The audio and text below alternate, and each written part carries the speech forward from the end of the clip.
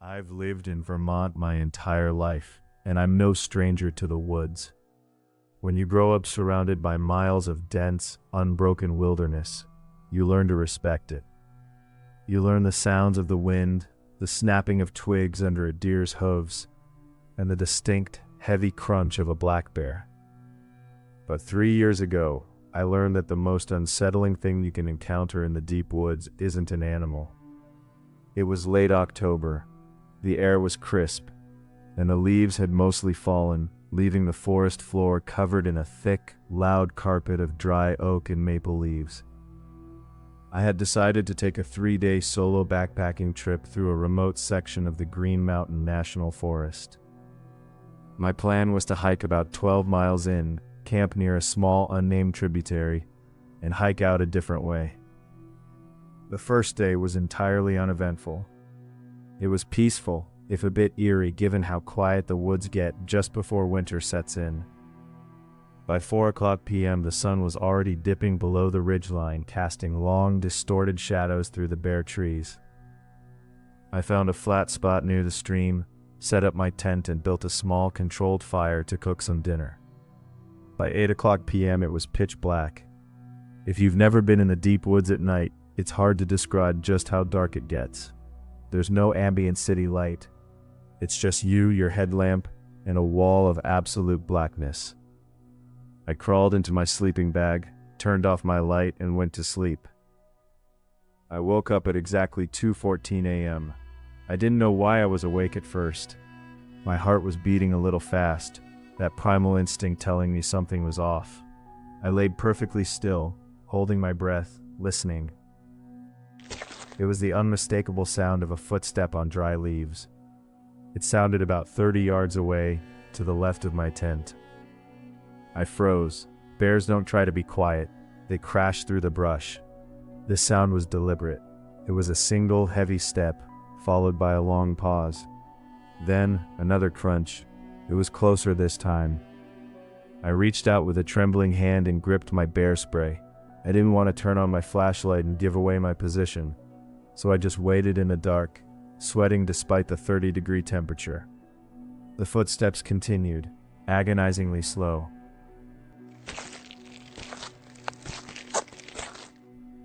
Whoever it was, they were circling my campsite, keeping just out of what would have been the firelight, if the fire were still burning. They circled me for what felt like an hour, never getting closer than 20 feet, but never leaving. Eventually, the footsteps faded into the distance. The next morning, I was exhausted. I told myself it was just a stray hiker who was lost, or maybe a curious moose, even though deep down I knew better. I packed up my gear quickly, anxious to move on to my next campsite. About 4 miles into my hike, the terrain got incredibly dense. I was using a topographical map and a compass, navigating a ridge, when I noticed something bright blue through the gray trees down in the hollow. I stopped. I pulled out my binoculars and focused on the shape. It was a massive blue tarp, stretched out between 4 trees, creating a makeshift shelter. It was miles away from any designated trail. Curiosity got the better of me. I crept down the slope, keeping behind the tree trunks. As I got closer, a foul smell hit me.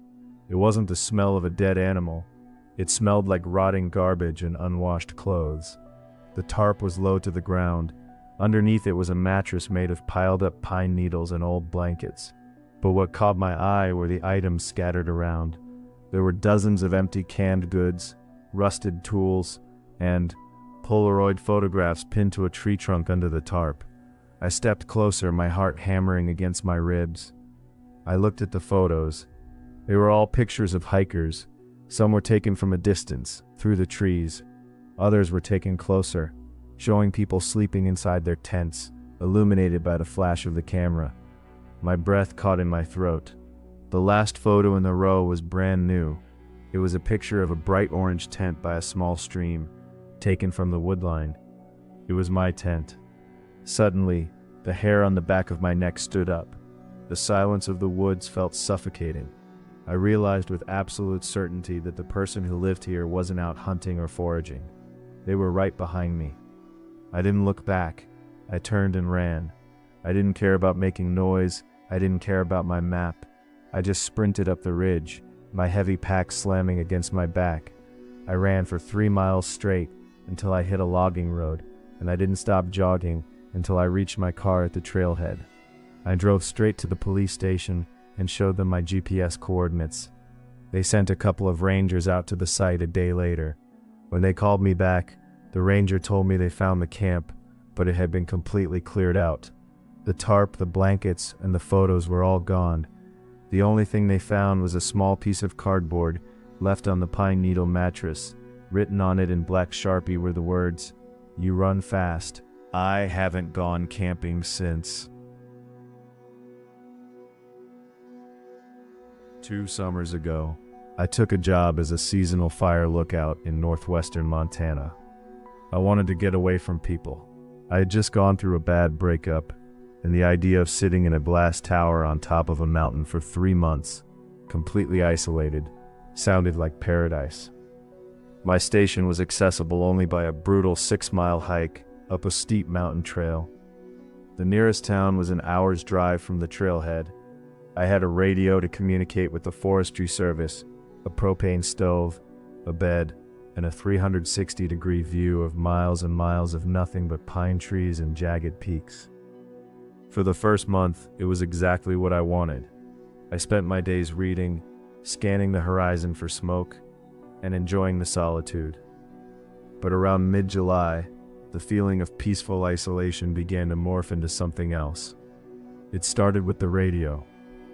Every evening at 8 p.m., I had to do a check-in with the regional station down in the valley. One night, after I signed off, I left the radio on static, as usual, just in case an emergency broadcast came through.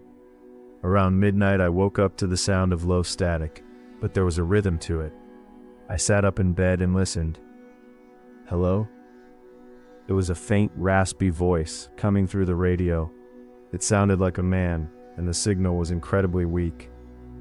I picked up the mic. "This is Lookout Station 4. Who is this? Do you have an emergency?" There was a long pause, just the hiss of white noise. Then the voice came back. "Beautiful night, isn't it?" I felt a chill go down my spine.